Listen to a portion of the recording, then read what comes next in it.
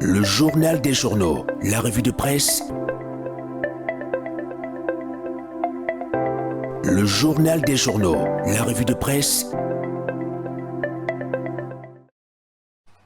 Vous suivez le journal des journaux. Voici donc l'escale en presse. Marcelin Niébé, bonjour et bienvenue. Bonjour à toi, Marie-Claire.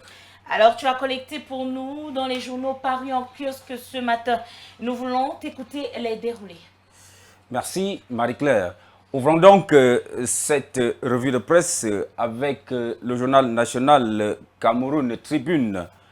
Après les attaques meurtrières de Ndou, le gouvernement rassure. C'est donc là le titre qui barre sa grande une ce matin. Le Premier ministre chef du gouvernement, Joseph Diongouté, a donc reçu hier lundi une délégation de l'Association de développement social et culturel des Mbororo.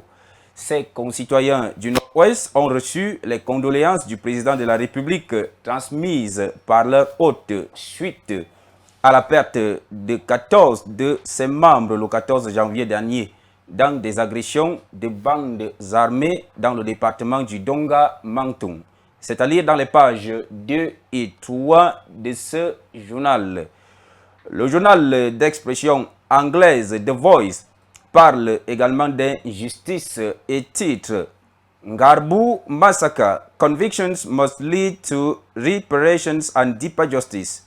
Pour ce numéro du journal, Human Rights Watch veut, au-delà de simples condamnations, des réparations aux victimes et l'établissement d'une vraie justice pour tordre le cou à une crise qui n'a que trop duré.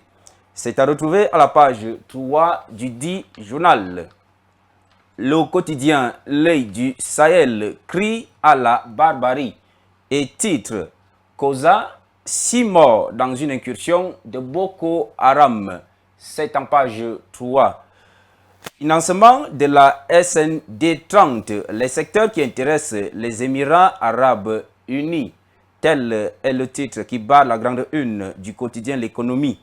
Les investisseurs émiratis, souligne ce numéro du journal, viennent d'achever une mission économique au Cameroun. Ils investiront dans le pays sur une période de 10 ans dans plusieurs secteurs.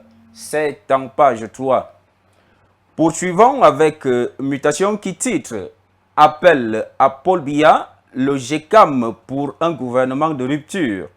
Le patronat camerounais le souhaite pour qu'il y ait restauration de la confiance, stimulation de l'investissement et l'instauration d'une croissance durable. C'est à retrouver à la page 2 de ce journal. Info Matin, pour sa part, parle éducation et titre Enseignement en ligne. Le Canada veut accompagner le gouvernement du Cameroun. Une délégation de l'école Louis-le-Grand a été reçue à propos le 19 janvier hier par la ministre des enseignements secondaires Nalova Lyonga. C'est à lire à la page 3 de ce journal. C'est donc ici que se referme cette revue de presse. Vous ne perdez rien à vous rendre au kiosque le plus proche de chez vous. Vous procurez l'une de ces informations dans un journal qui vous aura intéressé ici et bien d'autres informations. Merci à toi, Marie-Claire. Merci Marcelin Niébé et à demain. Mesdames, Messieurs, c'était votre journal des journaux du mardi 20 janvier 2026. Merci de nous avoir suivis.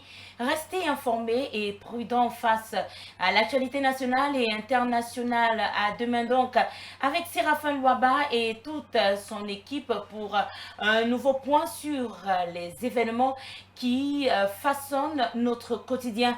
Bonne journée à toutes et à tous. Au revoir. Au Cameroun, un peu plus d'un an.